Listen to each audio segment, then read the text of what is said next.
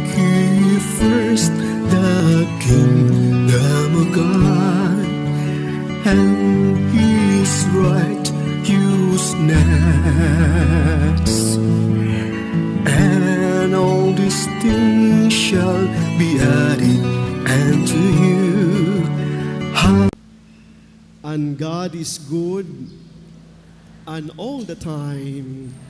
Palakpakan po natin ang Diyos. Mga kapatid, sa linggong ito, sa ika-18 linggo ng karaniwang panahon, kung nais ko mang bibigyan ng pamagat ang aking pagbabahagi o sa aking homilya sa linggong ito, nais kong gamitin itong awitin ni Basil Valdez na ang pamagat ng awiting ito ay ngayon at kailanman. Para bagang itong awiting ito ay napaka-love song, ngunit pag tinitingnan natin, pag hinihimay natin, ito ay religious song. Ngayon at kailanman, sumpa ko'y ibigin ka. Ngayon at kailanman, hindi ka na mag-iisa. Ngayon at kailanman, sa hirap o ginhawa pa, asahan may kasama ka, sinta. Naroon ako tuwi na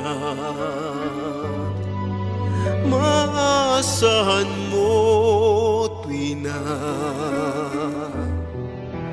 ngayon at kailanman. May mga kapatid tayo na nakagapos sa ngayon lang. Hinihiwala yung kailanman o yung bukas. Hindi binibigyan ng pagpapahalaga. That's why may namapapakinggan tayo mga kapatid na nagsasabi, mayaman ako ngayon. May pira ako ngayon. Uubusin ko ito. Wala na akong pakialam bukas. Wala na akong pakialam kung anong mangyayari sa susunod ng mga araw. Basta ngayon may pira ko, iwaldas ko ito.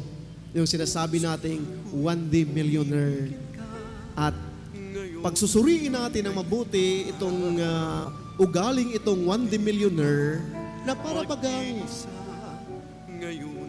pag ikaw ay may isang pamilya, pag ang mga anak mo ay nag-aaral sa kolehiyo o baka sa elementarya, high school, at nangarap na mag-aral sa kolehiyo, ngunit yung idea, yung ugaling one day millionaire ngayon lamang, siguro walang pagkakataon na mapaaral mo yung mga anak mo. Walang pagkakataon na makamit nila ang kanilang mga pangarap sa buhay. Dahil ang tinitingnan mo, ngayon lang. At siguro sa atin din po, sa ating buhay, pag minsan, nakapokus tayo sa mga material na bagay, ngayon lang. Kung titingnan natin ang ating unang pagbasa, doon sa mga Israelita, nung sila ay tumawid, galing sa paging alipin, naging malaya, at tumawid sa disyerto para marating ang pangako ng Diyos, ang buhay o ang lupang pangako. Dito, pagtawid nila, nagugutom sila. Dahil nagugutom sila, nagko-complain sila sa Panginoon. Sabi nila, Moises, alam mo, hindi mo sana kami dinadala dito. Pinapabayaan mo na sana kami doon sa Ehipto. Dahil doon, naghihirap man kami, nakakain pa man kami. May pagkain man sa amin araw-araw. Dito, tingnan mo Moses, gutom na kami. Pag tingnan natin na maayos, o susuriin natin, para bagang nakalimutan nila kung paano sila naging malaya. paging alipin nila sa kamay ng mga Egyptian, isang alipin na tinuturing na isang hayop, hindi isang tao. Doon yung paghihirap at nakikita ito ng Diyos. Dahil sa pagmamahal ng Diyos, hindi kaya ng Diyos na papabayaan itong kanyang mga anak, itong bayang Israel. At naging malaya sila dahil sa pagmamahal ng Diyos, sa habag at awa ng Diyos. Ngunit, yung habag at awa ng Diyos na yun, yung pagmamahal na yun, nung nagugutom na sila, nakakalimutan nila. Moses, gutom na kami. Pinapabayaan na kami ng iyong Diyos. Saan na siya, Moses? Hindi kaya pagminsan sa ating buhay, pag hinaharap natin yung mga hamon sa buhay, hinaharap natin yung mga pagsubok, ang paningin natin, ngayon na lang. Dahil ngayon lamang ang tinitingnan natin, pag minsan, tinuturo natin yung mga daliri natin, may mga biniblame tayo, dahil sa'yo, naging ganito ako. Dahil sa'yo, ito yung minahantungan ng buhay ko. Hindi natin nakikita kung anong pwedeng mangyayari pa bukas. Hindi natin nakikita na bukas, may umaga pa, sisikat pa ng araw. Ang tinitingnan natin yung wala ako ngayon. Dahil tinitingnan natin yung wala ngayon, nakapokus lang tayo sa mga material na bagay. Di ba pag minsan, may mga kapatid tayo, dahil nakapokus lang ngayon lang, gusto niyang angkinin ang mundo. Nakapokus lamang sa mundong ito, nakakalimutan na tayong lahat ay lilipas din. Hawak-hawak ko yung aking katawan ngayon. Alam kong nangyayari sa akin kahapon sa mga nakalipas na araw o taon. Ngunit, bukas, ang aking buhay ay nandyan sa kamay ng Diyos. Dahil ang buhay natin man talaga ay hindi lang sa buhay na ito, sa mundong ito, kundi may buhay na sinasabing ngayon, kailanman. Ngayon din po, sa Ebanghelyo natin, na papakinggan natin, ganun din po ang perspektibo. Mga taong naghanap kay Jesus, ang tinitingnan nila, ngayon lamang. Kung makikita natin o naalala natin yung Ebanghelyo nung nakalipas na linggo, the feeding of the 5,000 men, hindi bilang doon ang mga babae. At sinasabi na nung nakakain na sila, nabubusog. Ngunit, nung nabubusog na sila, nakikita nila, wow, busog na kami. Jesus, gusto ka naming gawing hari. Nakalimutan nila, akala nila si Jesus ay isang bakery shop na nandyan nagpo-provide ng pagkain, nagpo-provide ng tinapay, na anytime pupunta ka, nandyan yung bakery, nagbibigay sa'yo. Makakuha ka, makakain ka. Hindi nila nakikita kung anong dahilan kung bakit sila nakakain. Anong dahilan kung bakit nagkakaroon ng himala.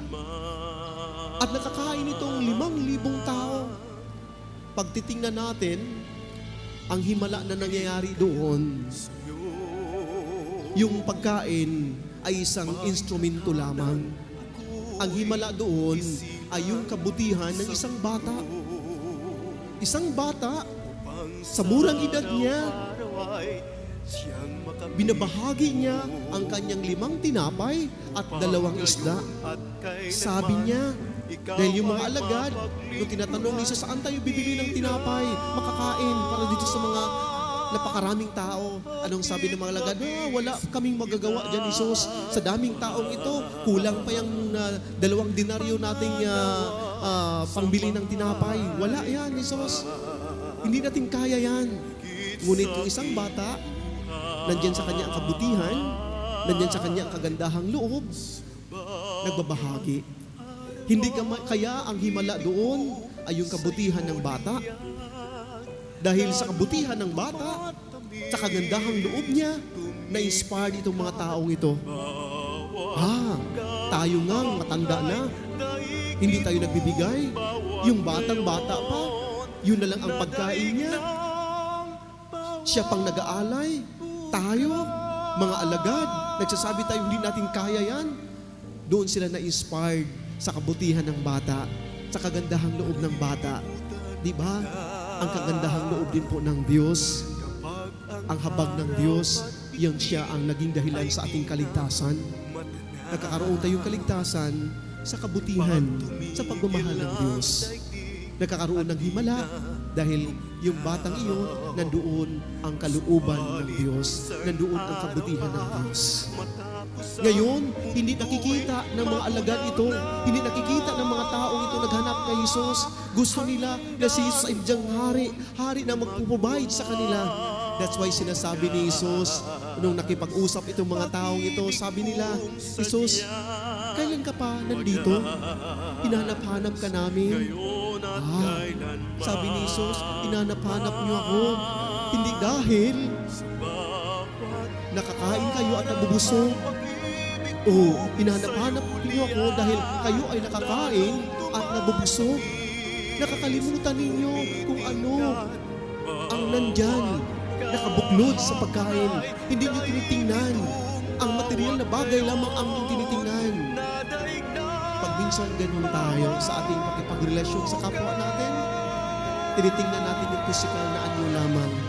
Yes, sinasabi nating mahal na mahal kita. Sinasabi nating till death do us part.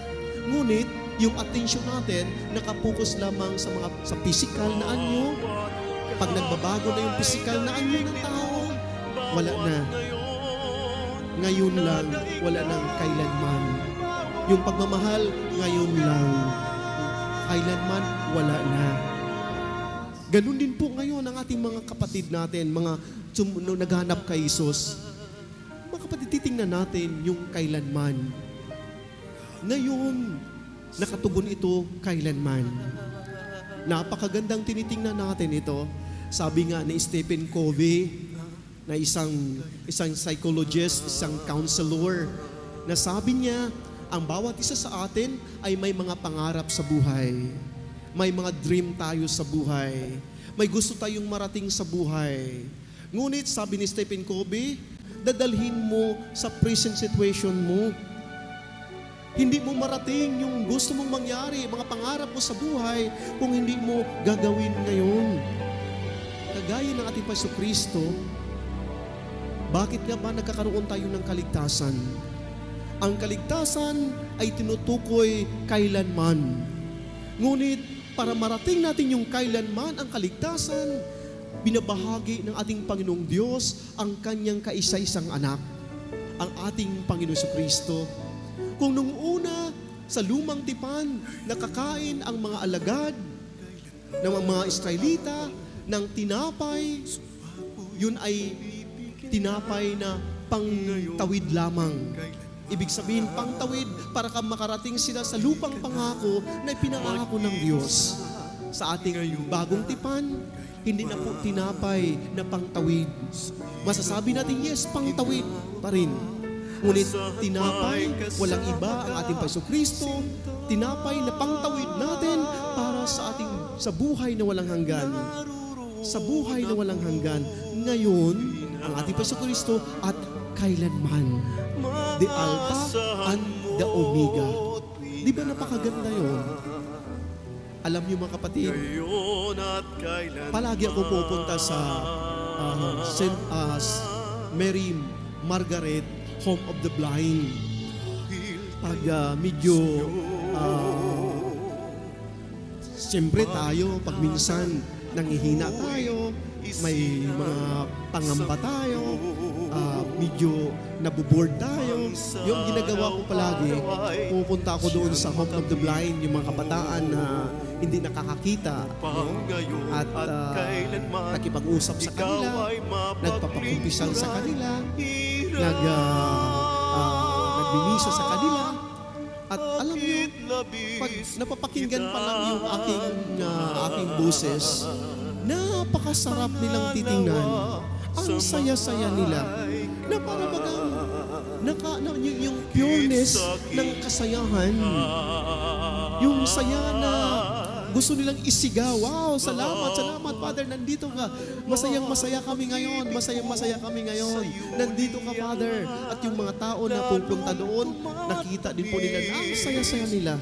Hindi man sila nakakakita, ngunit sa puso nila, nakikita nila ang kabutihan ng kanilang kapwa. Madilim man ang kanilang paningin, araw-araw, ngunit napakaklaro sa kanila, napakamaliwanag sa kanila yung kabutihan ng kapwa. Nakikita nila ang kabutihan din po ng Diyos sa kapwa. Sa atin, pag minsan, yes, nakakakita tayo, ngunit hindi natin nakikita ang kabutihan ng ating kapwa. Nakikita natin ang pagkakamali ng ating kapwa. Hinanap-hanap natin ang pagkakamali ng ating kapwa. Hindi natin hinanap-hanap ang kabutihan ng bawat isa na nandyan ang Diyos na ipagkaloob dyan. Napakaganda po itong awiting ito, mga kapatid. At yun nga, sinasabi ng awitin, no? Asahan may kasama ka, sinta. Naroon ako tuwi na maasahan mo tuwi na ngayon at kailanman. Sa atin kasi, kung hirap, ayaw natin yun. Ginhawa lang tayo. Ngunit sa ating pakipagrelasyon, para masumpungan natin yung buhay na walang hanggan, ang tinapay na bibigay buhay, hindi natin titingnan sa ginhawa lamang, kundi sa hirap at ginhawa. At sinasabi pa dito, naroon ako sa tuwina. Pagmahal kita, pagmahal mo ako, hindi tinitingnan kung sino ka man, hindi tinitingnan yung kahinaan ng isa. Hindi tinitingnan ng Diyos ang ating kahinaan. Tinitingnan ng Diyos kung paano niya maialay ang kanyang pagmamahal sa atin. At sabi pa ng ibang ng awiting ito, Pag araw ang pag-ibig ko sa'yo liyak, lalong tumatamis, tumitingkat, bawat kahapon ay daig nitong bawat ngayon. sa atin kasi, lalo na pag nasumpungan natin kahinaan ng ating mga minamahal, ng ating mga kaibigan, hindi tumatamis yung araw-araw ng buhay, kundi parang naging bitter, naging binigar ang ating pakipagrelasyon, ang ating tingin sa kapwa. At kapag tumigil ang daigdig, ngunit ang pagmamahal ng Diyos ay nandoon pa rin, ngayon at kailanman. Ngayon at kailanman.